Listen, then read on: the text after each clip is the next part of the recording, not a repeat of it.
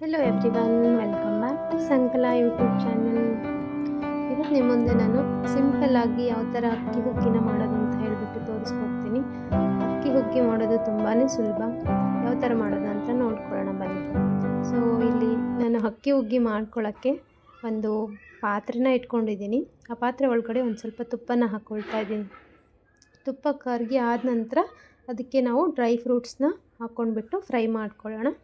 Dry fruits ಅಂದರೆ ಗೋಡಂಬಿ, ದ್ರಾಕ್ಷಿ ಇದೆರಡು ಐಟಮ್ಸ್ ಹಾಕ್ಕೊಂಡ್ಬಿಟ್ಟು ಮುಂಚೆ ನಾವು ಹುಗ್ಗಿ ಮಾಡೋಕ್ಕಿಂತ ಮುಂಚೆ ಇದನ್ನ ಫ್ರೈ ಮಾಡ್ಕೊಂಡ್ಬಿಟ್ಟು ನಾವು ಸಪ್ರೇಟಾಗಿ ಮಾಡ್ಕೊಳ್ಬೇಕು. ತುಪ್ಪದಲ್ಲಿ ಆಲ್ಮೋಸ್ಟ್ ಬ್ರೌನ್ ಕಲರ್ ಬರೋ ತನಕ ಇದನ್ನ ನಾವು ಫ್ರೈ ಮಾಡ್ಕೊಳ್ಬೇಕು. ಇವಾಗ ಗೋಡಂಬಿ, ದ್ರಾಕ್ಷಿ ಚೆನ್ನಾಗಿ ಫ್ರೈ ಆಗಿದ್ದರೆ ಇದನ್ನು ನಾವು ಸಪ್ರೇಟಾಗಿ ಎತ್ತಿಟ್ಕೊಳ್ಳೋಣ. ಸೊ ಇದೆಲ್ಲ ಫ್ರೈ ಆದ ನಂತರ ನಿಮಗೆ ಹುಗ್ಗಿ ಮಾಡ್ಕೊಳ್ಳೋಕ್ಕೆ ಎಷ್ಟು ಬೇಕೋ ಅಷ್ಟು ಅಳತೆಗೆ ನೀವು ಅಕ್ಕಿನ ಹಾಕ್ಕೊಳ್ಬೋದು. ನಾನಿಲ್ಲಿ ಹಾಫ್ ಬಟ್ಲಾಗಷ್ಟು ಹುಗ್ಗಿನ ಮಾಡ್ತಾ ಇರೋದು. ಸೊ ಆ ಹುಗ್ಗಿ ಅಕ್ಕಿನ ನಾನು ಪಾತ್ರೆಯಲ್ಲಿ ಉಳಿದಿರೋಂತಹ ತುಪ್ಪದೊಳಗಡೆ ನಾನು ಫ್ರೈ ಮಾಡ್ಕೊಳ್ತಾ ಇದ್ದೀನಿ.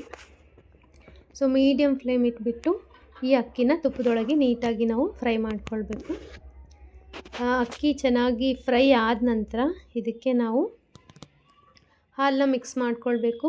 ಯೂಶ್ವಲಿ ಹುಗ್ಗಿ ಮಾಡಬೇಕಾದ್ರೆ ನೀರೊಳಗಡೆನೂ ಫಸ್ಟ್ ಬೇಯಿಸ್ಕೊಳ್ತಾರೆ ಅಕ್ಕಿನ, ಅಥವಾ ಅನ್ನ ಮಾಡ್ಕೊಂಡ್ಬಿಟ್ಟು ಆಮೇಲೆ ಹಾಲು ಹಾಕ್ಬಿಟ್ಟು ಬೇಯಿಸ್ಕೊಳ್ತಾರೆ. ನಾನು ಅಕ್ಕಿನೇ ಡೈರೆಕ್ಟಾಗಿ ಹಾಲಲ್ಲಿ ಹಾಕ್ಬಿಟ್ಟು ಹಾಲಲ್ಲೇ ನಾನು ಹುಗ್ಗಿ ಮಾಡ್ಕೊಳ್ಳೋಕ್ಕೆ ಅಕ್ಕಿನ ಬೇಯಿಸ್ಕೊಳ್ತಾ ಇದ್ದೀನಿ.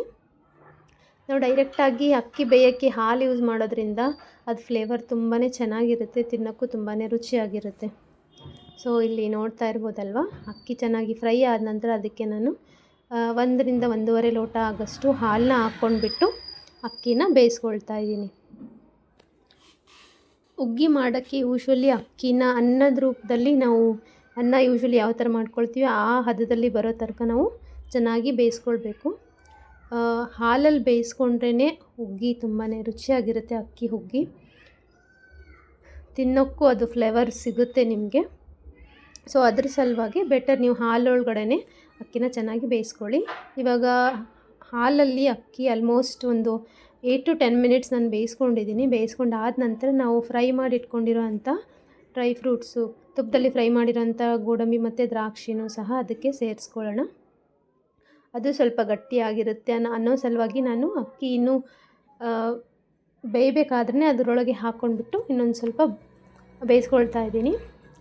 ಡ್ರೈ ಫ್ರೂಟ್ಸ್ ಎಲ್ಲ ಚೆನ್ನಾಗಿ ಬೆಂದಾದ ನಂತರ ಇದಕ್ಕೆ ನಾವು ಸಕ್ಕರೆನ ಹಾಕ್ಕೊಳ್ಳೋಣ. ನಿಮಗೆ ರುಚಿಗೆ ಎಷ್ಟು ಬೇಕೋ ಅದ್ರ ಪ್ರಕಾರ ನೀವು ಸಕ್ಕರೆನ ಆ್ಯಡ್ ಮಾಡ್ಕೊಳ್ಳಿ.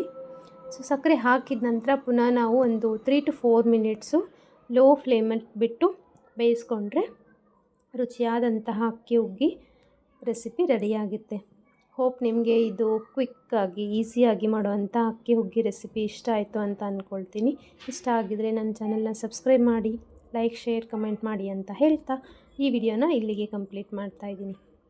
Thank you for watching this video.